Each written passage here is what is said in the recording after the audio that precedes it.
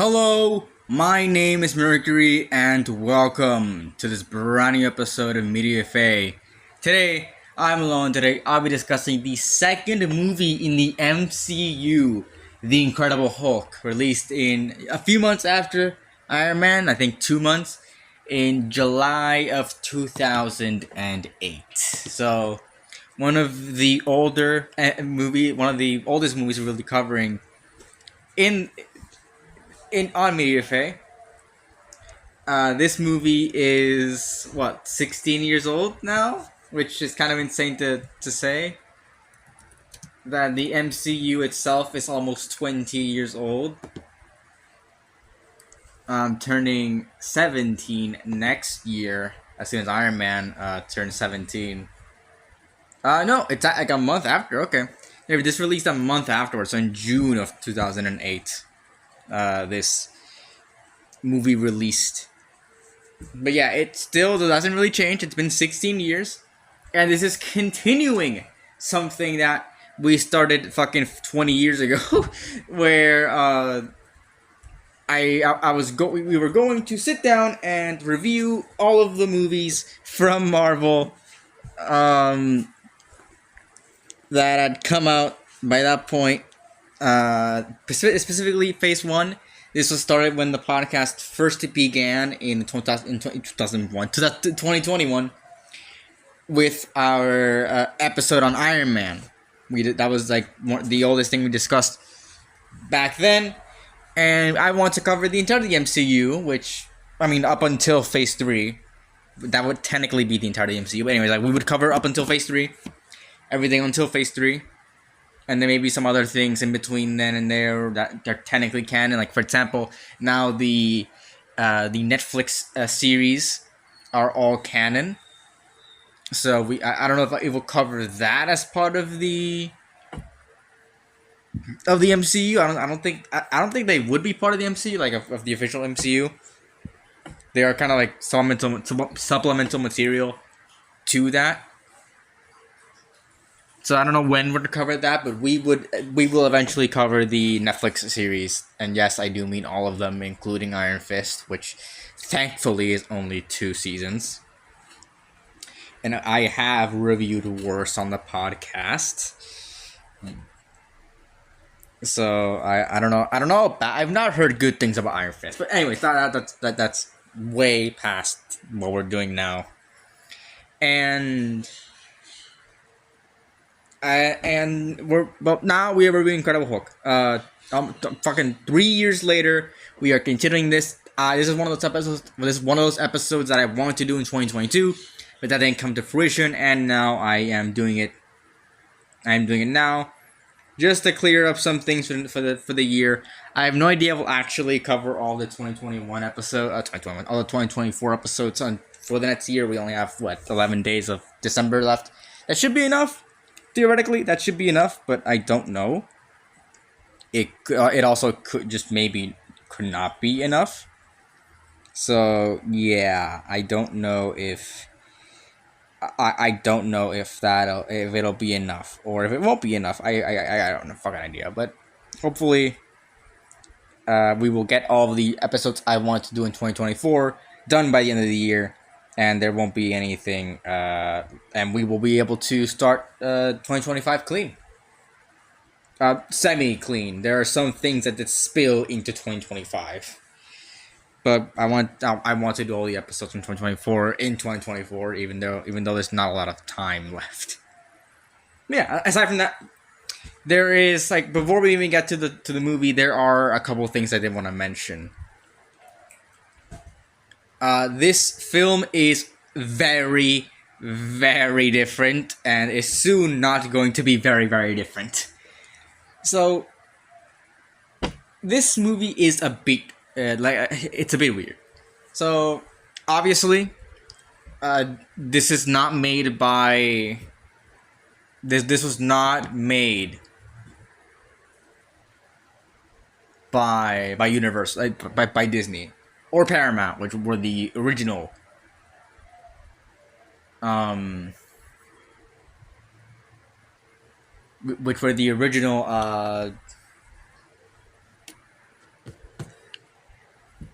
distributors of the MCU with Iron Man. Well, the original distributor of the original Iron Man movie, and also Iron Man 2, I think. No, that's the. I think they were the. I'm pretty sure they. Yeah, it was Paramount was Iron Man 2. But then in July of 2013, but then in 2013, the distribution rights of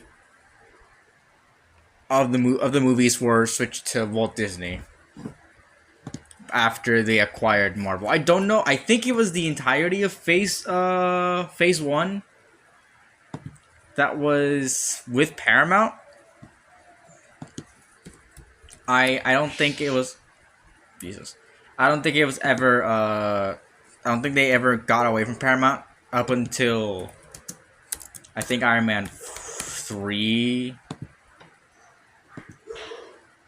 I want to say that's when they managed to get away from them. Oh no! Wait. Oh, okay.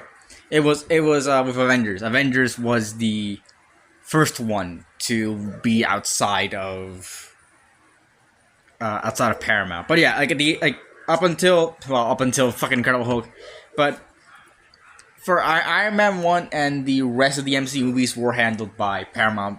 MCU movies, Phase 1 MCU movies up until the Avengers, so fucking 4 movies, were handled by Paramount. And of course, as I said earlier, those changed.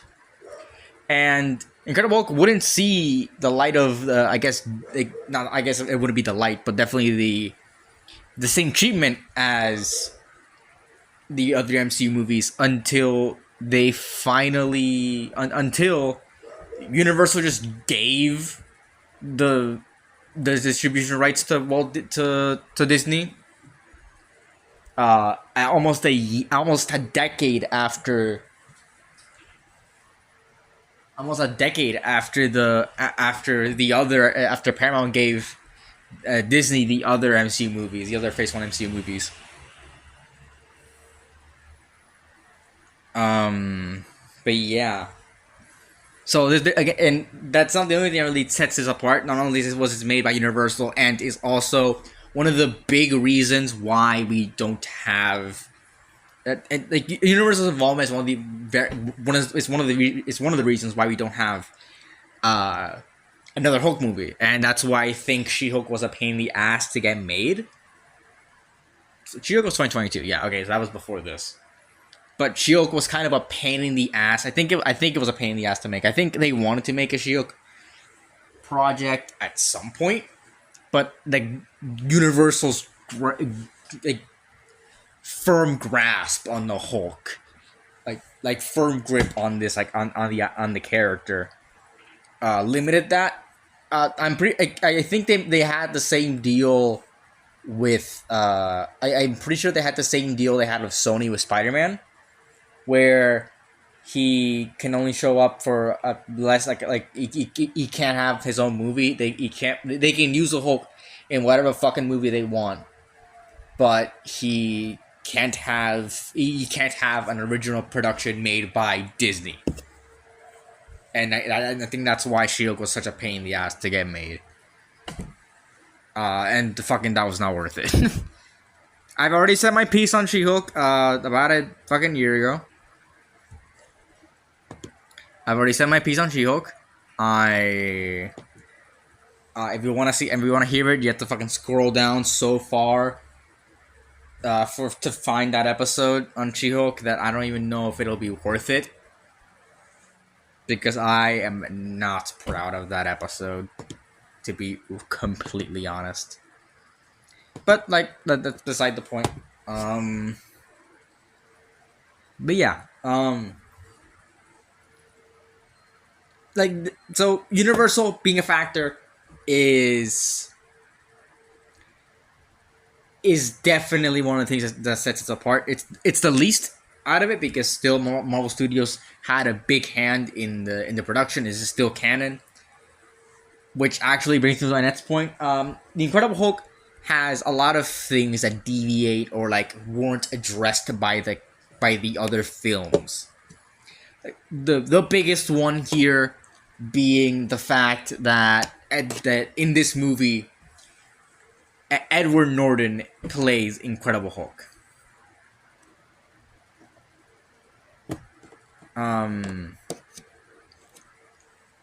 Which was later replaced by Mark Ruffalo in as fucking in the same phase, like in the exact same like phase, legit. Like the next movie, he was replaced with Mark Ruffalo, and it's not. I'll get into it. I'll get into it when we get to talking about the characters and when we get to talking about the movie, because I have a lot to say about this movie beforehand.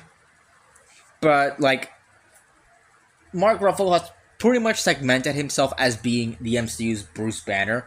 But it's gonna be, and I heard that Edward Norton was kind of a pain in the ass to deal with with production.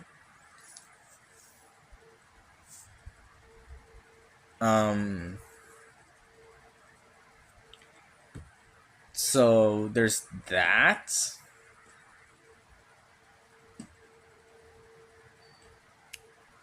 What the fuck am I saying? Yeah, like Edward Norton was just like apparently a big pain in the ass. So they replaced Mark Ruffalo like fucking next movie. But it would be really interesting to see how the MCU would have panned out if Edward Norton stayed as Bruce Banner. I'll get into his performance. I'm not saying it would have been a good thing, but I will get into Bruce Banner when we get to him. And I guess I'll have to compare him. I could save it for when we eventually talk about the Avengers. I could definitely save it until like comparing Edward Norton to Mark Ruffalo. Like I could, and I don't know if I want to hear, because it's a big complaint I have. But I think I'll briefly touch upon it, but I won't go too hard into really what my problems with Edward Norton are. I'll get to my problems with Edward Norton, but I won't like specifically get into like comparisons between Edward Norton and Mark Ruffalo until we get to Avengers, which might take another fucking 20 years. Who knows? Actually, it might take five times that. Like it might not fucking happen.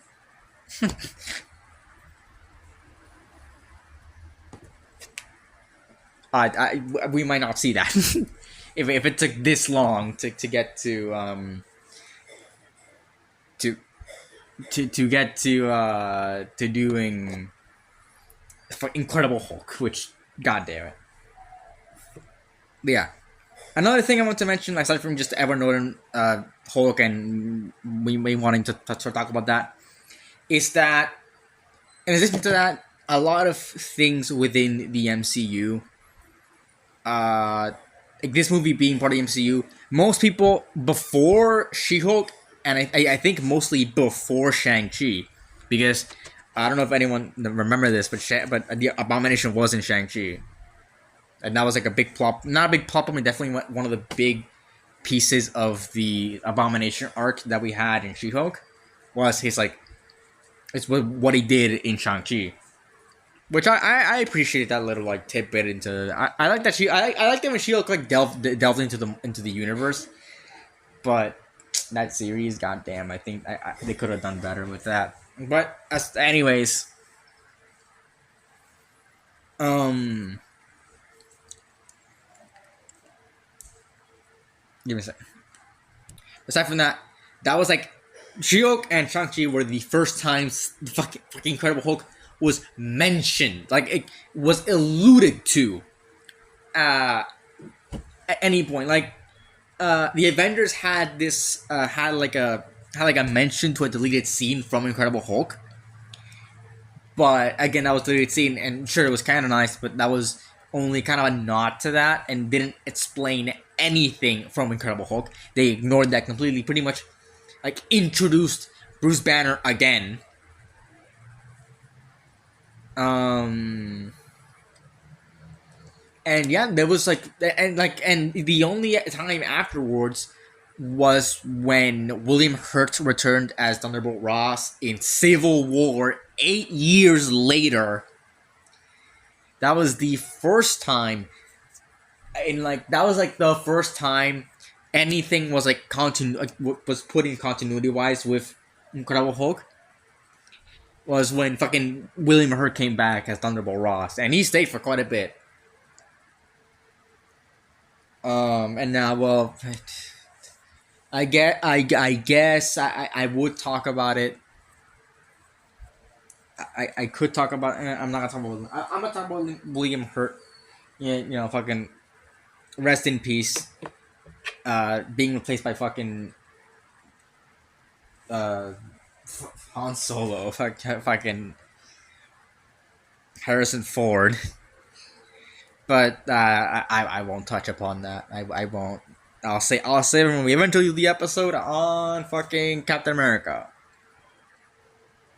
But besides the point, I think I've said my piece on like recasting after a character's death in the MC after like a actor's death in the MCU. I talked about it in Black Panther episode. Go check that out. That's an episode I am proud of. And yes, I still stand by that opinion a year later. Beside the point. So what was I talking about? Oh yeah, like that was like the first bit of continuity we had with the MC with like Incredible Hulk. And then Phase 4 fucking finally did something. I know that in like some tie-in comics, they had like people explain what happened after the Incredible Hulk, but I'm pretty sure those comics aren't canon. So what I'm gonna do is I'm going to ignore those comics for the sake of me talking about this movie and talking about how it is as a movie, not from what we learned later, mostly what we have now and what we had for like legitimately like over a decade when it came to this movie. Because this movie got weird. Like this movie after its release, and and after, especially after the Avengers, got fucking weird. But yeah,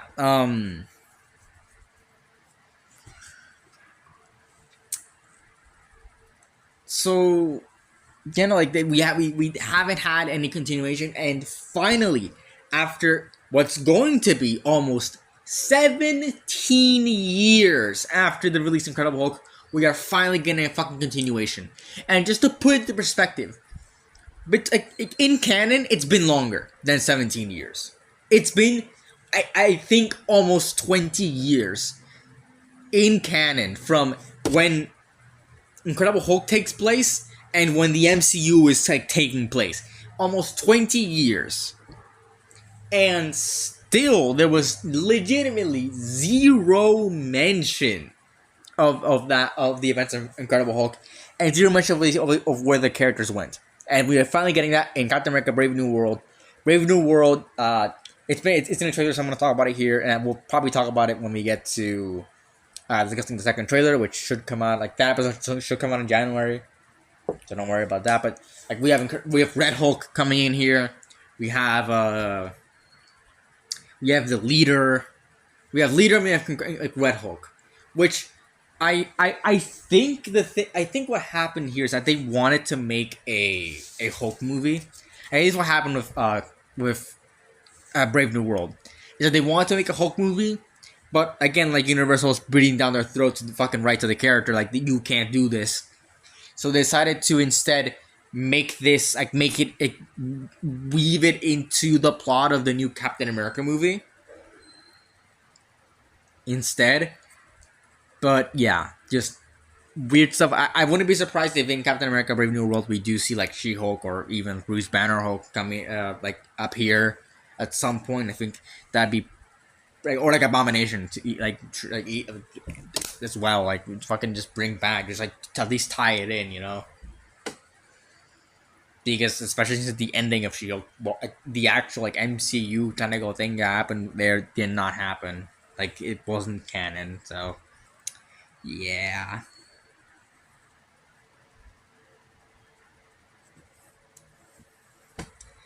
Anyways, so kind of fucking tying the weird knot here with this epic, not epic, but like this fucking rant I had about the movie beforehand. Um, for those who remember, before even the start of this journey of rewatching the MCU for to review on the podcast. Which, fun fact, this is my second or like third time like rewatching the MCU. Like it's just fucking it's been I think this is gonna be my second time rewatching the MCU, or like at least somewhat since I'm pretty sure that when I first got my Disney Plus subscription, and that's why I did the Iron Man episode. I watched the entire the MCU not until Phase 4. I think it was until Endgame. But now that Homecoming and Far From Home are on Disney Plus, that means that I will be doing a complete rewatch on the MCU when we get the chance, or when we eventually do that. So that's gonna be fun for everybody and a lot more content for me because it's fucking like a free. It's like a free 20 episodes. So yeah. Anyways, last thing, like what was I gonna say is that before that, you might, if anyone remembers or if anyone doesn't know, some podcast members and I decided to make a tier list of every MCU film. At that point, I had watched all of them up until when we made that episode, which I'm pretty sure was until Loki, or something like that. It was like our 50th episode. It was until like either like Loki or Black Widow. I think it was until Black Widow, since Loki had finished yet. And also, I checked recently, and we made the Loki episode fucking 2 days after the finale came out. It was kind of insane. Like, it released 2 days, we made it like a day afterwards, I'm pretty sure. Like, it fucking, that was wild, and I don't think we've ever had that happen again, and I don't think it will. Anyways, so yeah, like, we made a tier list of all of the MCU movies. And I ranked Incredible Hulk in C tier, and it's remained there for 3 years. So, not only will the ranking at the end of the episode be different, because I am now reevaluating the movie now that I've recently rewatched it and have a fresher opinion on it. This will serve sort of like a way of like seeing what what a fresh mind and 3 years of experience of talking about movies and TV shows and fucking anime, whatever the fuck I talk about here, has shown me in reviewing stuff, and especially since at that point I had finished my insane rewatch of the MCU, but it wasn't exactly with the best mindset of like watching them as like, I guess, a hobby and trying to review them as a hobby. So, and like be good at it. So anyways, after 23 minutes of talking about fucking nothing, and just talking about the movie, I guess, let's actually get into the review of The Incredible Hulk. So, and of course, the big question of the episode, which that's the thing that's happening this episode only probably, is it still a C tier? Let's go over it. Let's go over it. First up, the CGI and action. I gotta say, starting off the CGI, for 2008, it's not bad. It's not the best, because still Iron Man looks...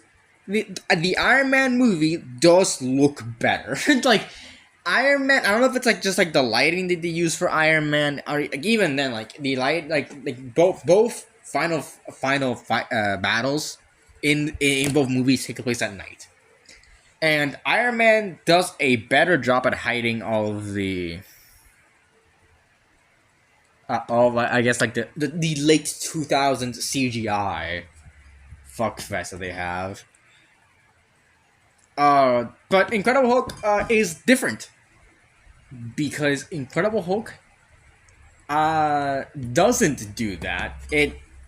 It does try to use CGI, like it doesn't try it tries to use CGI less,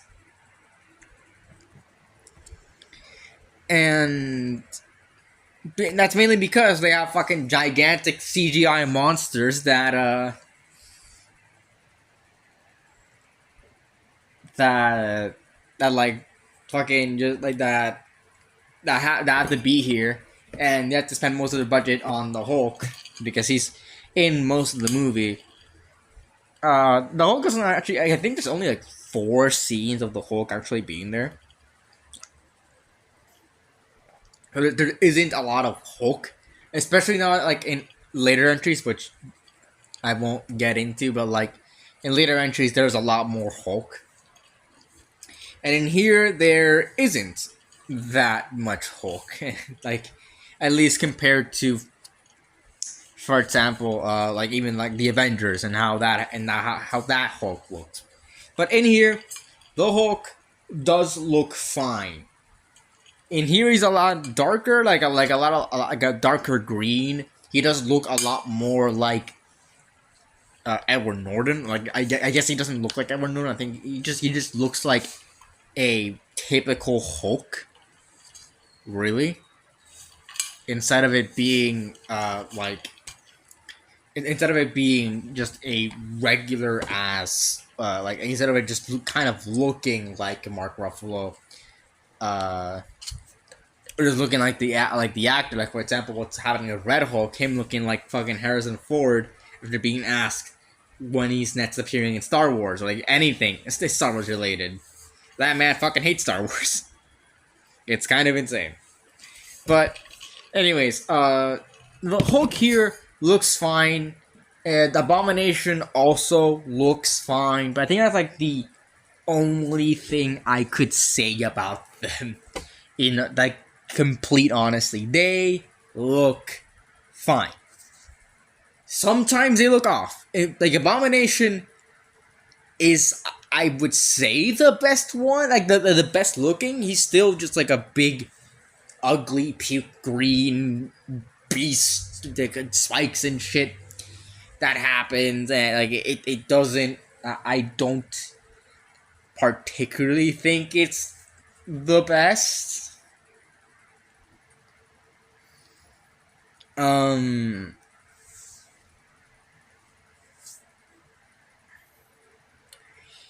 And I think that's and also I think he looks the best mainly because we don't see a lot of the Abomination.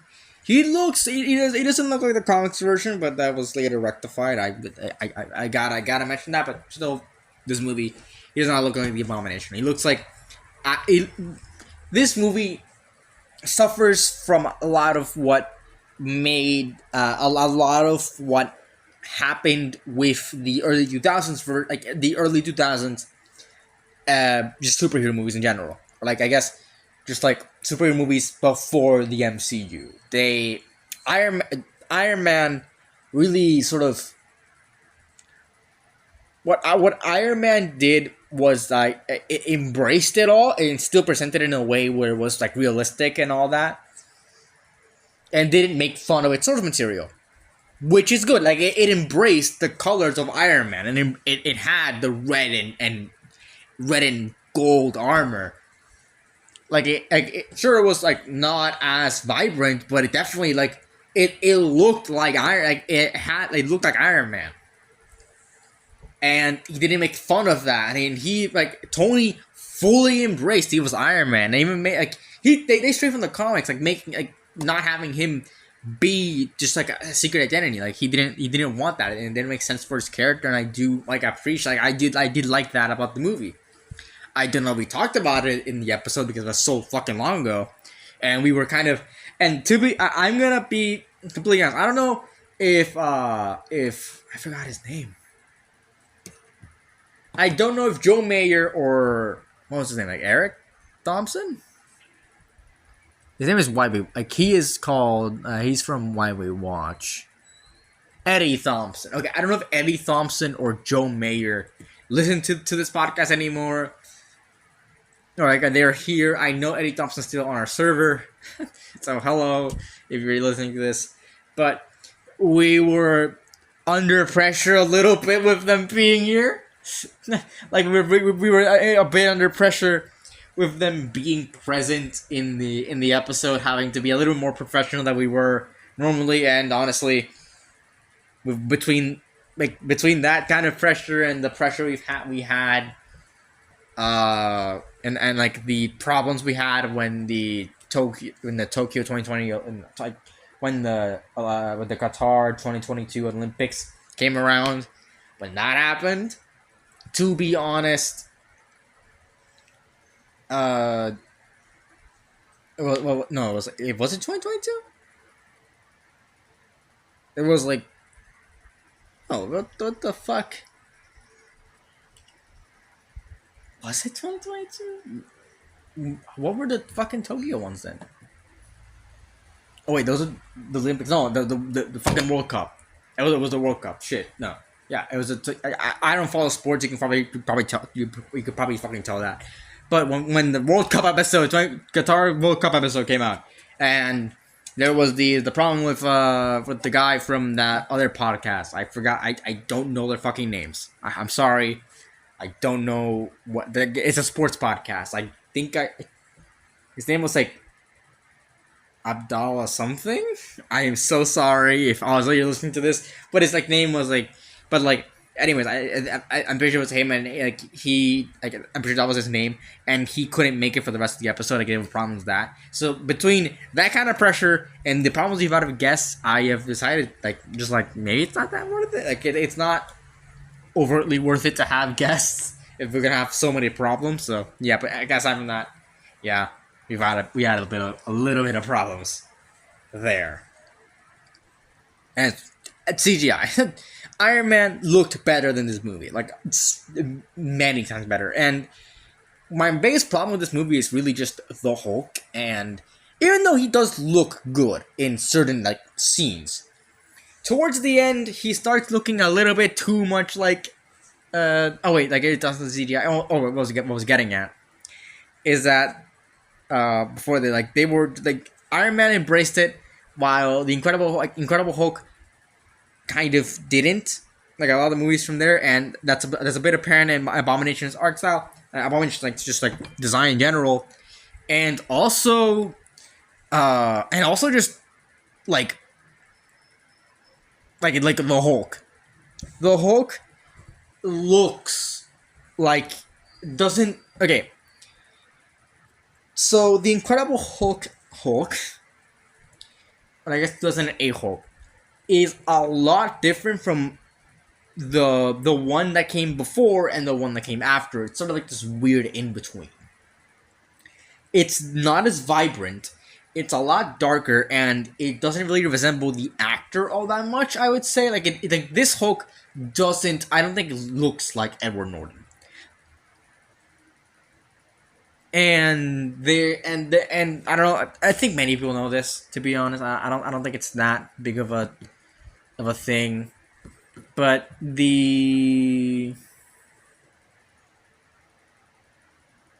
okay, yeah. After Misfits, Marvel Studios reacquired the rights to the character, although Universal retained distribution rights. Okay.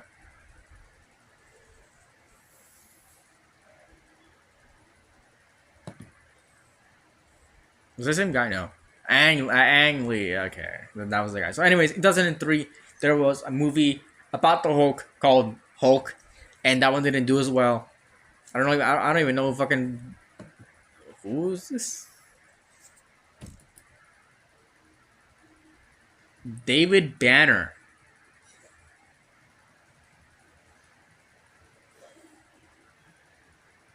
Okay. Anyways, like this Hulk looks a lot different. Like it looks a lot more vibrant. I don't think it has the purple, but it definitely looked a lot more vibrant than the one we got here. And this Hulk was smaller. It wasn't as bulky. At least in the movie, it wasn't as bulky. And yeah, like in that one that suffered a little from early 2000 CGI. Well, this one suffered more like another problem from the early 2000s of them not really respecting the source material. Like this movie makes fun of the Hulk a little and treats it a lot more dangerous. Like teaches treats it a lot more like a dangerous thing. And like the Hulk gets its name from like college kids that like he was like just there, right? They called him the Hulk, and like Abomination gets his name from like just the mixture between the super soldier serum and like Banner's blood would create an abomination. And it's like, god damn it, you don't need to fucking go there. We don't need this type of shit in the movie. But yeah, the CGI for Hulk, and that was what I was getting at. It's dark. It's a darker green. It looks a little bit washed out. Like it doesn't look as good. Sometimes it looks painfully obvious, like that it's CGI, and some scenes in the movie don't look good, especially on Hulk's face. I think it was pretty clearly not mocapped. It was like such a weird. I don't know if mocap technology existed like in its like form like it is now back in 2008. So they had to probably like do it like fucking eyeball the design. I think it probably was. I'm pretty sure that mocap technology, at least how it is in like 2010s, existed back in 2008 because fucking a year later Avatar came out, and obviously I'm not getting behind fucking like I don't like Avatar. I haven't watched any of the movies, but I'm not really interested in Avatar. And it's just like, how do these movies make? They continuously make over $1 billion. I am just fucking waiting for one of these movies to fail. Like I want one of these movies to fail because we don't need 5 of these fucking things. Ugh. We don't need 5 Avatar movies. Like, come on, be fucking real. We don't need that many. We don't need that many. We don't. We don't. We really fucking don't.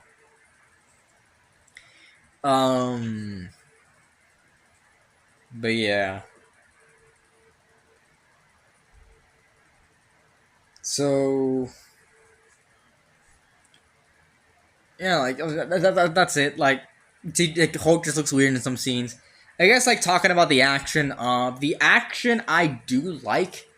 For what it's worth, most of the movie isn't like for what it's worth. Most of the movie having just the Hulk not fight anybody, fighting the army, and it has some really, I think, some creative action sequences, and actually looks good. Like it feels like you're watching like the Hulk fuck shit. Like obviously you're watching the Hulk fuck shit up, but it feels like you feel like the weight and the power behind the Hulk and all that. Like he feels like an unstoppable force. Like it looks like everything before Abomination is like I think pretty good. Like it's pretty good like action. Like I said, until fucking Abomination comes in, and Abomination, I think, has the exact same problems that the Transformers movies have. At least the Michael Bay ones. Everything before one movie, where it looks like you're watching like colors, just like attack each other. It looks like you're watching like just blobs attack each other, and that's the big problem. Abomination and the Hulk in like that like setting look the exact same color, and because they are both big and green and the same like I guess type body type and all that, they look exactly the fucking same. It is so jarring. Like it's insane how genuinely kind of bad it looks. I don't know how to feel like that final fight didn't feel satisfactory to me. It just felt like it felt like I was just watching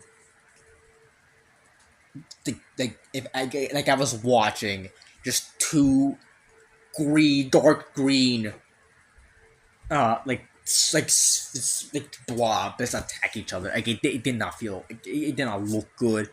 I couldn't the power of both of them didn't, like, I didn't feel it. Like it felt like a really big downgrade from like the rest of the movie. And I think it's like the biggest, like the high I could give it. Like the action and the CGI are tolerable. That's like the biggest high I can give the movie. But we'll talk about the rest of, I guess, everything. But yeah, like it's good. Looks good at points. I feel like a lot of the CGI looks good at points. A lot of the action is very good at points, but definitely towards the end, it takes a bit of a nosedive. All right, so next up would be the characters. So there aren't a lot of characters I want to talk about, really. Like, this movie is a bit light on important characters that have plot relevance. Really, and I have a lot of problems with the characters. They are pretty average, but I have like a not like a not non-significant amount of problems with these characters. It's um it's quite a bit. I'll talk about it when I'll talk about it. But that's beside the point. Starting off with Bruce Banner, I think that Banner is honestly kind of mediocre. This movie. This is what I was talking about with the performance of Edward Norton. I wasn't really feeling this performance from Edward Norton. Like I haven't seen any other movies, to be perfectly honest. I know he's in Fight Club. I would like to see Fight Club at some point, but I just have not gotten around to doing it. But I know he's in Fight Club. I know he's been in quite a lot of movies, but I haven't seen him in any other movie aside from this movie, and I'm not gonna judge him as an actor based on one movie. But to be honest, he just wasn't. He wasn't really getting into the role of the Hulk, of like Bruce Banner, and I felt like he just like wasn't really there. And when when the character was actually better, was when he was the Hulk, and that was just a CGI. That was just a CGI model act, like not even acting. It's like a CGI like model being there. Like Edward Norton himself as Bruce Banner didn't feel all that well as a character, and like he had a lot of interesting like character point, like big character like moments in his movie, at least like things that would make him feel, but it just kind of didn't come across as that, and it felt like his acting felt flat in the movie. Like, I don't know. I don't feel like he has the best performance in that, and the character like hampers because it just doesn't feel like he cares all that much. I feel like a lot of the I feel like a lot of like the comedy actually does like land uh with Edward Norton. Like I do feel like the comedy lands, but aside from that, I don't know. And also this version of Hulk has like not a like it doesn't have as much of like motivation. I feel like I don't know. I didn't feel like this version of Hulk really had all that much like motivation aside from like moving across the country. I feel like it's mostly because we didn't really see a lot of his origin story. Like, sure, we technically had like we got the origin story in like the opening credits. Which fun fact, this is the only other, this is the second, the first movie of the MCU to have an opening credits, like one of two, the other one being Black Widow. So yeah, and they're both on C tier, so like there's a little correlation there, I would say. All right, where the fuck did I put Black Widow again? It's Black Widow? No, there's no way. Yeah, no, it's in C tier. I was like, there's no fucking way I put it any lower or higher. It's in C tier. But yeah, that's the wrong fucking thing. Is it? Nope. Okay. So yeah, Bruce Banner's movie kind of felt flat. Like, just fell flat to me. Like, just didn't like. Everyone was like, acting didn't feel as well. I didn't like his acting. Like, his motivations, like they weren't like they weren't clear. They just like, it kind of didn't matter. Like it didn't really matter. It didn't go through an arc in the movie. It didn't feel like his character grew at all. It kind of felt like he was just mostly going through from point A to point B. Even like the big part of the movie where he wants to get rid of the Hulk, and at the end, like, I guess he just accepts the fact that he's the Hulk, and like to me that didn't really come across as like him being going through the character arc. It did not feel like that. I don't know. I don't have much to say about Bruce Banner here, because he doesn't have like a lot to really talk about. Like that's just the most bare bones thing here. He just does not have that much to talk about. And the things I could say about the Hulk, I've already said. Like, I think Hulk is better than Banner in this movie, and that's mainly because he's not being acted. He's like the storyboards and like the CGI speaks for itself as to what the Hulk is, and it feels a lot better than what anything Edward Norton did in the movie. Like anything Edward Norton did in the movie. Like, it's kind of insane to think about, but that's true.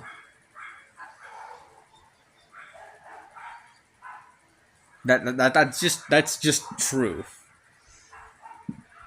In this movie, he did not do as well as I thought maybe I remembered. I know I watched this like long ago, but as I remembered or some shit like that. I don't know. He's like, Edward Norton wasn't as good, and I'm honestly glad that he got replaced. Yeah, from like my experience, I don't think Edward Norton could have fit with the others, not only with like character wise, but like with his like acting, but definitely like, I guess, like personalities in like actual like people. Like I don't know how he would clash. Like, I don't know the chemistry that he would have like Thor or Captain America. Like I guess like Chris Evans, Chris Hemsworth, like Robert Downey Jr., like those people that got their movies. And even then, like, in this movie didn't really matter in the end, other than like Shield being part of it. Like, I'll fucking talk about that later.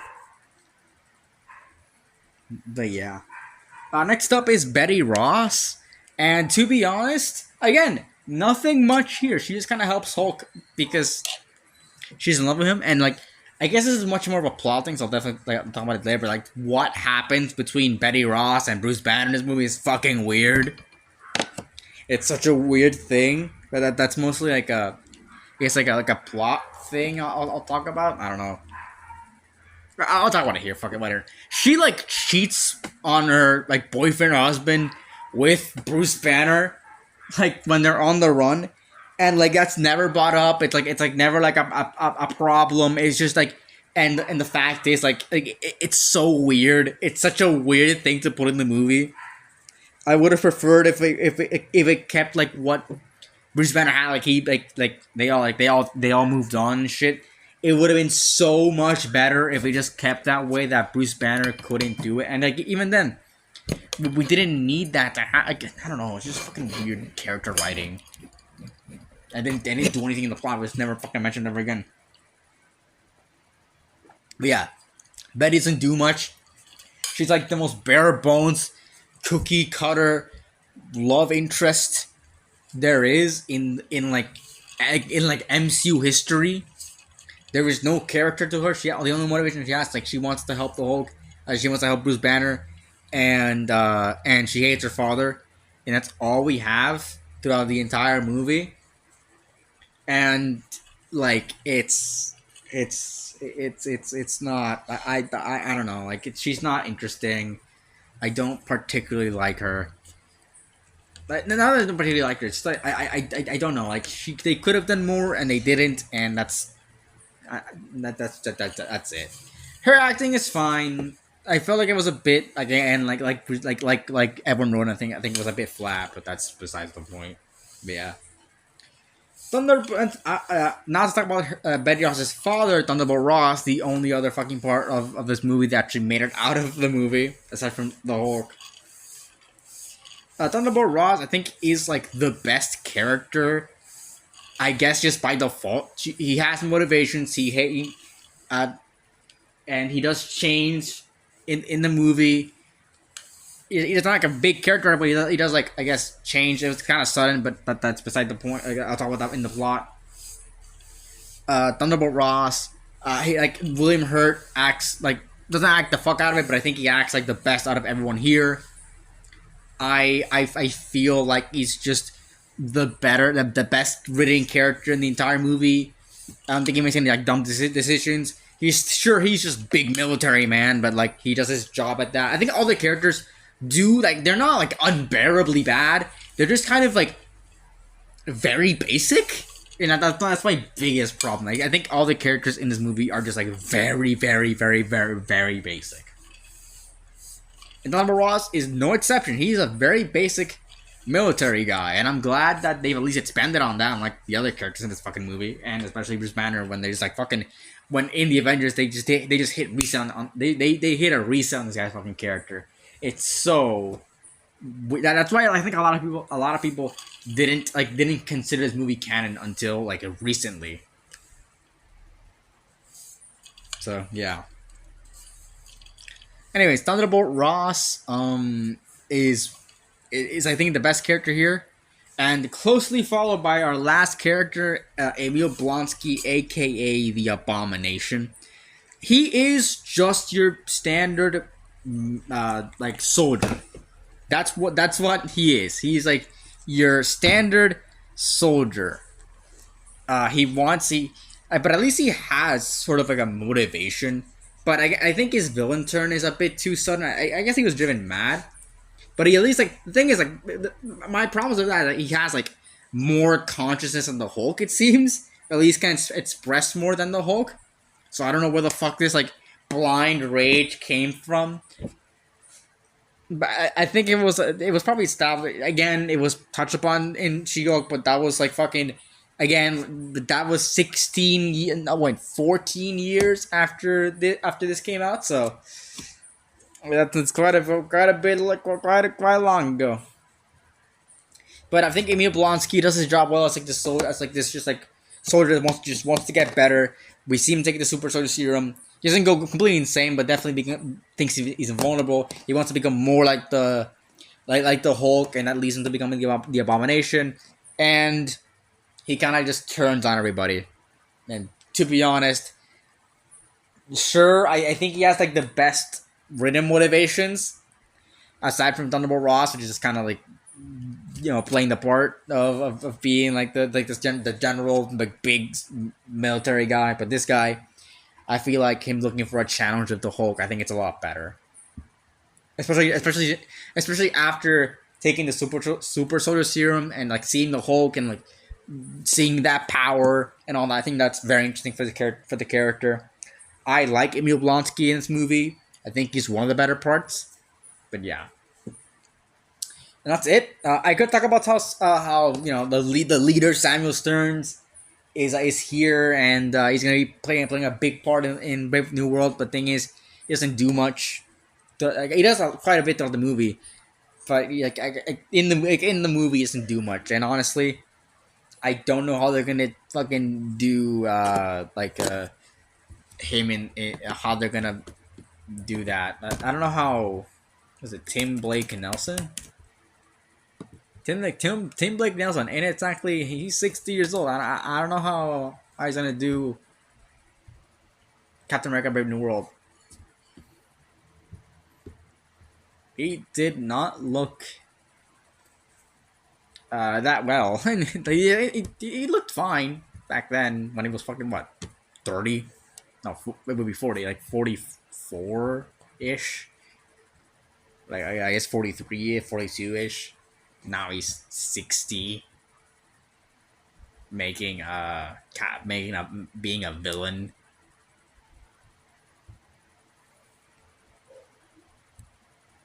But yeah,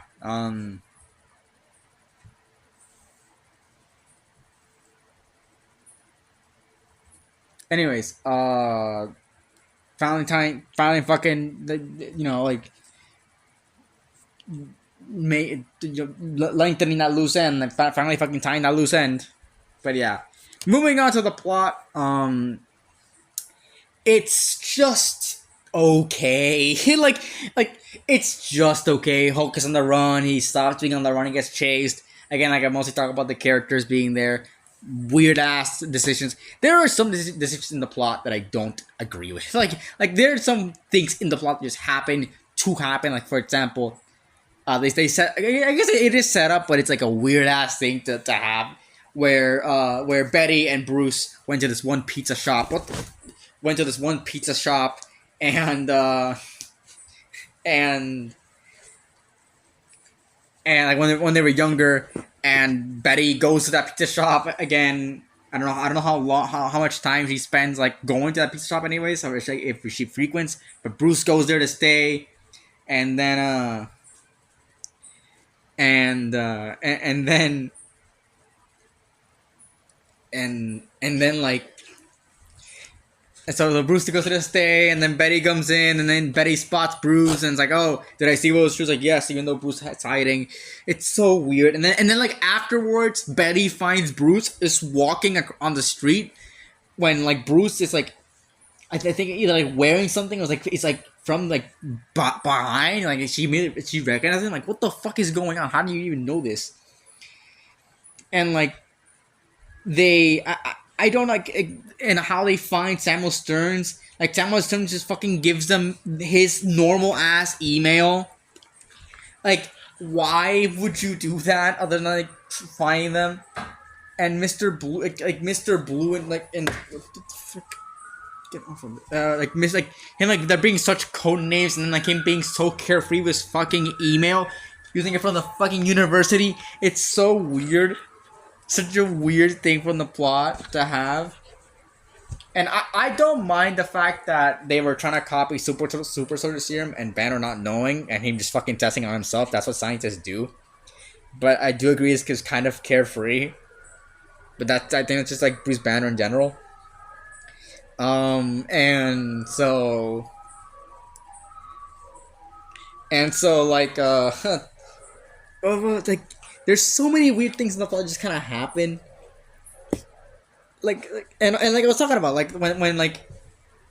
when Betty Ross, she pretty much cheats on her boyfriend with Banner. That comes out of nowhere. Like it's established that I guess like Banner has feelings, but it feels like well, no, it feels like Banner has like feelings, but like he's like moved on, but like Betty didn't, even though she has a new boyfriend. Like it's so, the plot here and what they have for the plot is so weird. And what else? What else really is there? Like, oh yeah, the infinite amount of loose ends that the movie like leaves on that have now been retroactively tied up with Brave New World. And I guess the comics, you want to fucking talk about that. But like aside from that, there are so many loose ends in the movie. It's weird as fuck. I don't know why like they even like thought of that. And again, like I was talking about, like the entire movie spent like them going to search for like a cure for Banner, but Banner just kind of accepts that like immediately about being the Hulk, and also when they go find the cure, it doesn't fucking work. So there's just like plot convenience after plot convenience.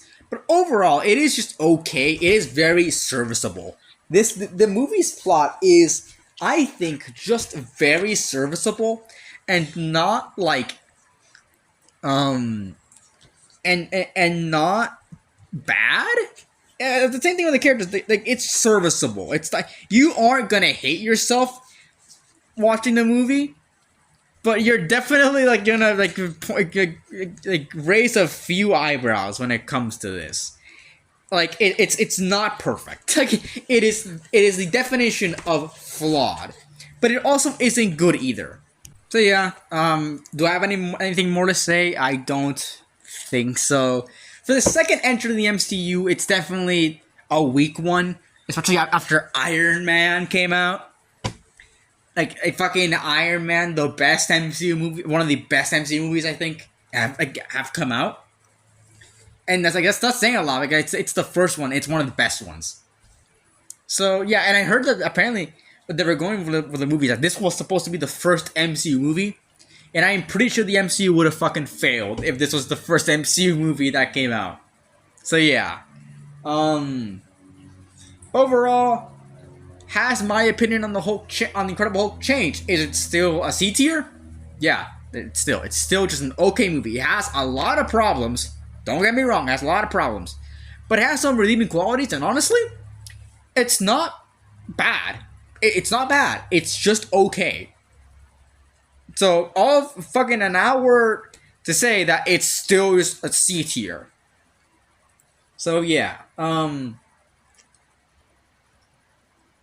that's about it.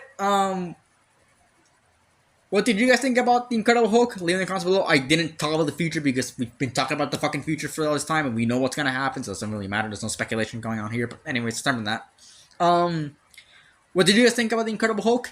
Leave in the comments below. All of our socials are in the description. So if you want to follow us, like talking about me and Media Fair and DA Entertainment, all that, that's on the description. And yeah, no, that's about it. See ya.